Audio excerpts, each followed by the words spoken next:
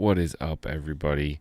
Welcome to another episode of the weekly Meta Report Set Champs Edition. I, of course, am Villain Andy, assistant to the mayor of Lorcana himself. I have received an official telegram from the mayor that he should be back next week to tell you all about what is turning out to be the largest set champs St. Louis is going to see, or certainly up there. We've got game night coming up next week, so be sure to check in for that episode. Like, subscribe, ring the bell. The mayor will be back in spectacular fashion with next week's Set Champs report. However, I'm here this week. We've got another set of Set Champs to go through. We had 2 on Saturday, 1 on Sunday, so let's jump right into it. All right, first up, we head over to the collector store. Started early Saturday morning. In second place, we had none other than Tommy. We saw him here last week on the set report. He was at Wizard's Wagon, I believe, first place at Wizard's Wagon. So a great run of set champs here from Tommy. He got second place at collector store. This list is, I believe, card for card exactly the same as it was last time we talked about it, so we won't spend too much, but it is the Rhino package of the Amber Steel Song list. Very formidable deck. This is the list that ROV Kristen is running, and also took to another top 4 this weekend in set champs. It's a great list. Congratulations, Tommy, on your second place victory here. And in first place at the collector store, we had none other than TSD Michael, Team Snuggly Duckling, local friend of the podcast. Michael M took it down here with his Blurple list. This might have been, I think he made top cut, second place at Impact. Don't quote me on that. Go watch the episode of the meta report where I talked about it and find out for yourself. But this looks like a very similar list. I think maybe the Scuttles might be new here. We've got 2 of the 5-cost 5/5 warded Quest for 2 Scuttle, which is just really a strong card in the mirror match. It is essentially not able to be outed by anything. It can quest for 2 guaranteed.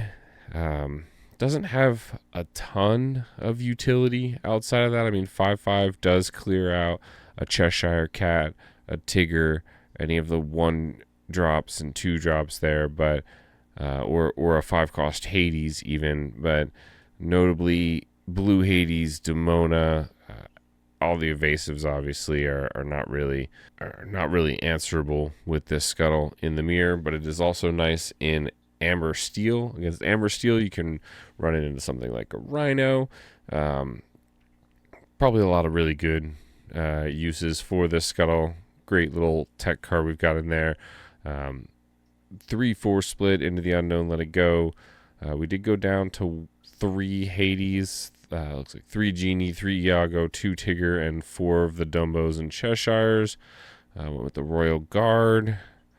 Yeah, pretty good list. And congratulations again, Michael, on your first place victory at the collector store. A lot of packs, I think, were given out as a case, full case tournament plus extras for the people that showed up over like 16. There were 26 players at this event. So shout out to everyone who played in that event, and congratulations again to Team Snuggly Duckling, Michael. Moving on. For Bodachs on Saturday, we had 12 players, and in first/second place is your boy, Villain Andy, with my Ramber Boosties, my Ruby Amber Boosty deck. I made it to the finals against a friend of the podcast, Ace. He had not won the mat yet.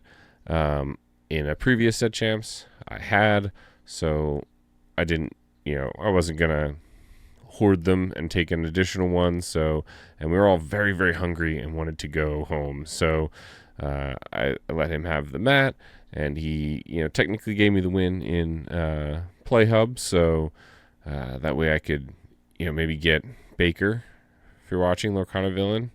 Ruby Amber Boosties takes down set championships. It's not false.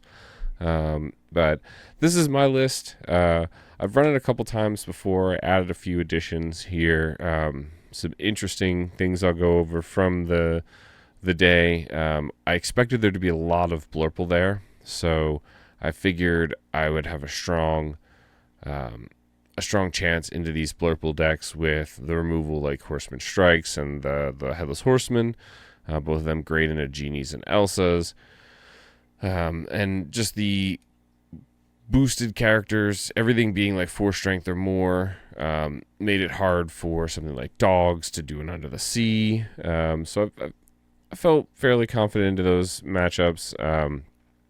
Some of the other matchups can be a little tougher. Amber Steel is a little harder, especially because Horseman dies so easily to Angel. But what I wanted to get rid of was this Tinkerbell. I wasn't too happy with the 3-1 stat line on the Tinkerbell, so I went ahead and swapped in this Hercules by a recommendation from a couple people. I don't like Boost 2. Costs too much when you're trying to draw, but Boost is Boost. If you don't have anything else to do, you can always Boost, make him a 3/3 once, and then look to try and trade him with some other cards. Something else to trade into, like maybe a Daisy, or just trade into the opposing characters that you need to clear off the board. But I kept one Tinkerbell in mainly because I couldn't find a 4th Hercules Epic, and I wanted to bling out my deck, so I did the Tinkerbell. Figured why not. The 3/1 is nice if you have to quest for some reason.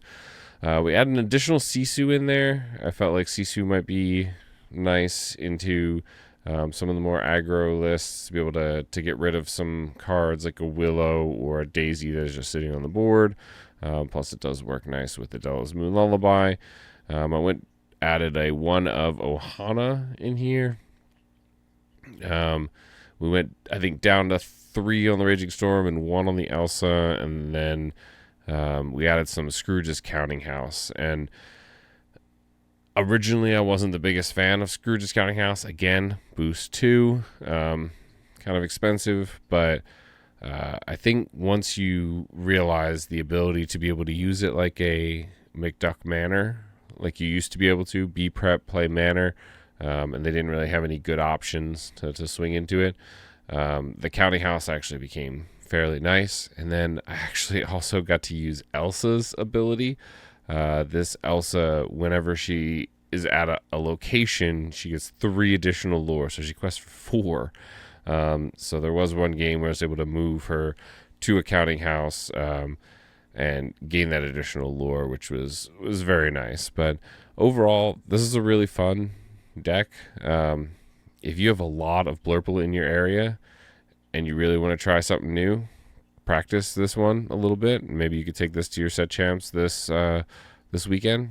It is a lot of fun. You draw a ton of cards with Webby's Diary. Yeah, I was able to, make it all the way to top cut and then make it into the finals. And then, like I said, we didn't actually play out the finals. Ace, who was playing Blurple, it was actually 3 Blurple and me in the top cut.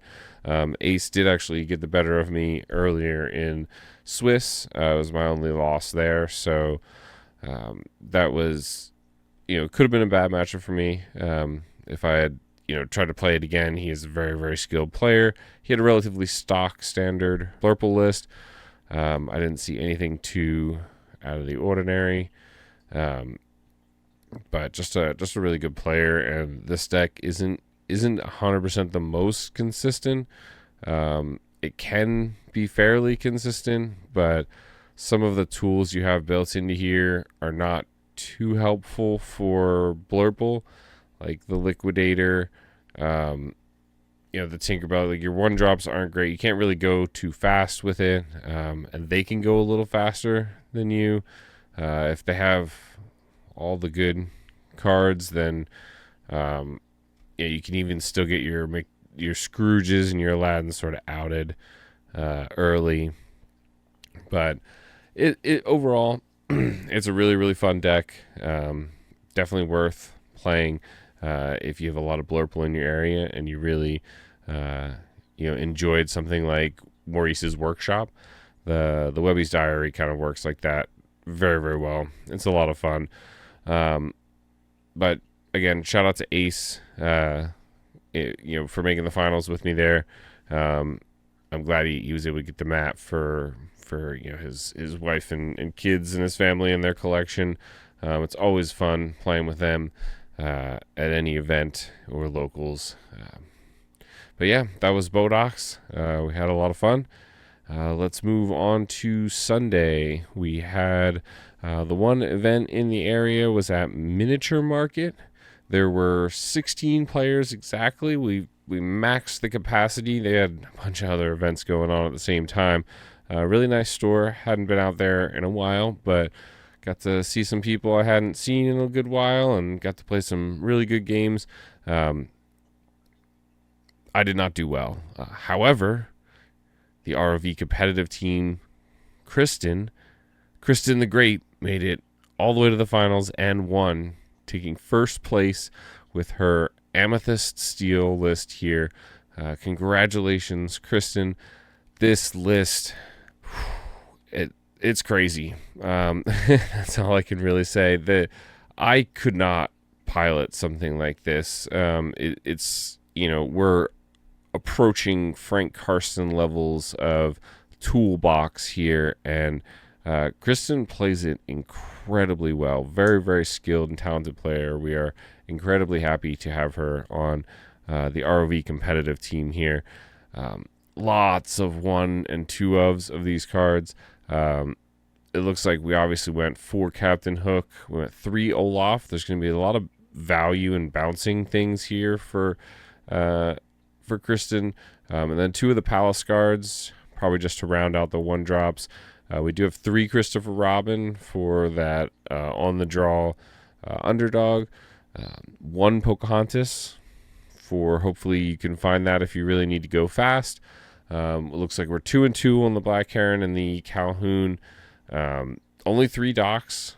She says, I've got plenty of ways to draw, and I never want to see too many docks. It should never be dock o'clock at the same time. Then we got 3 Cheshires, 2 of the Genies. Again, another tool to try and go a little faster than your opponent, if need be. We've got 3 of the Cobras, because who doesn't love instant lore? The 2 Lexington, 3 Pete. This one can be really helpful into Baja matches, or even Amber Steel becoming incredibly prevalent. Again, 3 Pete I think is a really, really smart move. And Pete is another one of those characters like Cobra and Cheshire that can be bounced with an Olaf, and Doc that can be bounced with an Olaf to gain additional value. You can repeat multiple times. You can gain extra lore. Even the Genie, the Cheshire, they get boosted. You send them back to your hand. You dock back to your hand.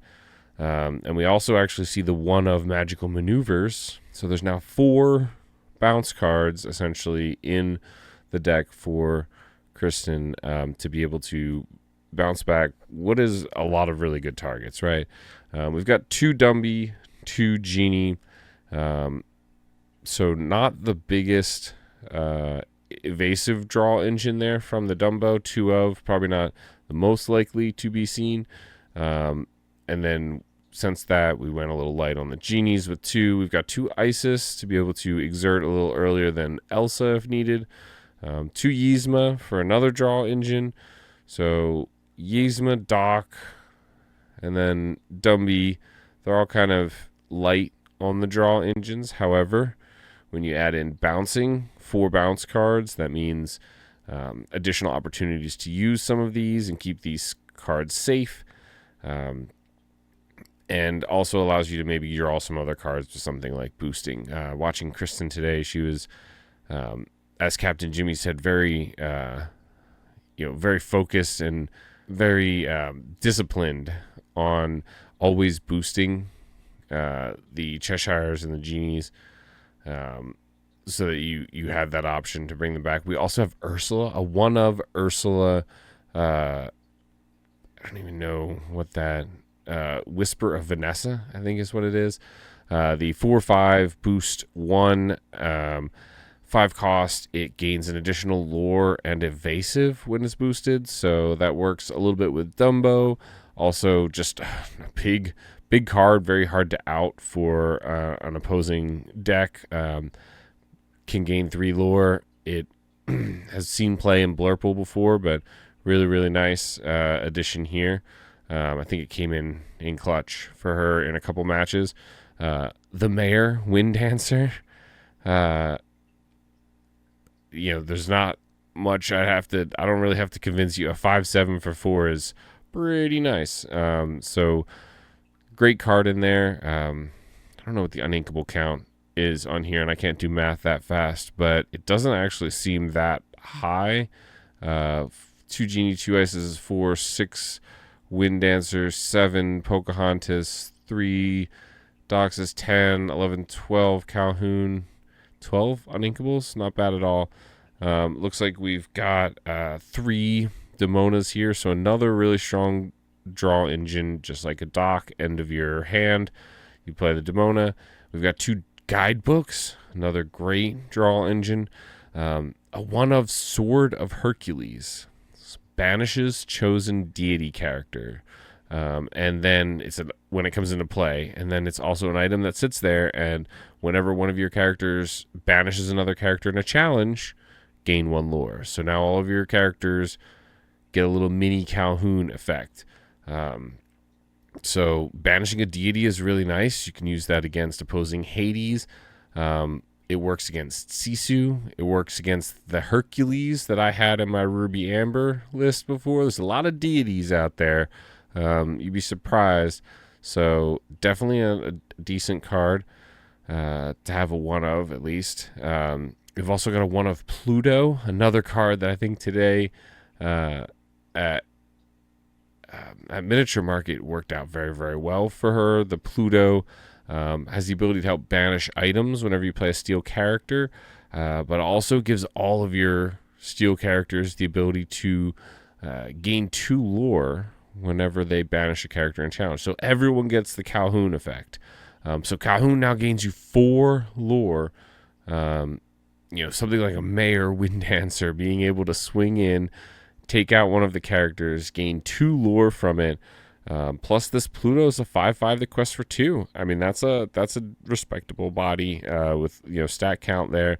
So overall, just too many good Amethyst Steel cards. Kristen said, I'm going to play them all anyway. We'll just play a couple of them, and we'll get the right ones when we need them, and certainly did, and took down Miniature Market. I don't have the second place list here, but the second place player was playing Amethyst Steel as well. It was a bit more aggressive version, I believe. I think it had a full stock of like the Pocahontas and the Christopher Robin, and went for a little bit more of an aggressive approach, lore gain approach there. Certainly, there's just no way they have the wealth of tools that Kristen has here in her deck. And so she was able to come out in 3 games, took it to 3 games, but came out 2-1 and got that victory. First place at Miniature Market. So huge shout out. Congratulations to Kristen from the ROV competitive team. We actually had 3 out of the top 4 at Miniature Market were ROV competitive team members. Shout out to Andy the Grape and Kirsten, ROV Kirsten, for joining Kristen in the top 4. Jimmy, team captain, unfortunately bubbled out at 5th, but still was able to secure that top 8 card. And then, I did good too. We don't need to worry about that. We had an amazing time at Miniature Market. And one last time, huge congratulations to Kristen on her victory at this tournament. All right, so that wraps it up. Week 3 is in the books here in the St. Louis area. All the set champs. We've got 1 weekend left. 1 on Saturday, 2 on Sunday, I believe. So maybe 3 set champs that the mayor should be able to cover for the last weekend of set champs. I hope everyone out there is winning lots of cards and a playmat and is having a ton of fun with their friends at these set champions at their favorite local game store. So be sure to leave a comment. Let us know how your set champs went. Send us your deck list. Tell us how you've done. Join our Discord. Let's chat about it. The reason I played Ruby Amber Boosties at Bodachs was I ran a poll in our Discord, and that deck won. The people spoke and said that's the one I should play. And hey, thanks guys. Thanks gals. Thanks everyone for the votes, because that deck served me well and turned out to be a good tournament. So be sure to check out all of our socials. Be sure to like, subscribe to this video, and we'll see you next week.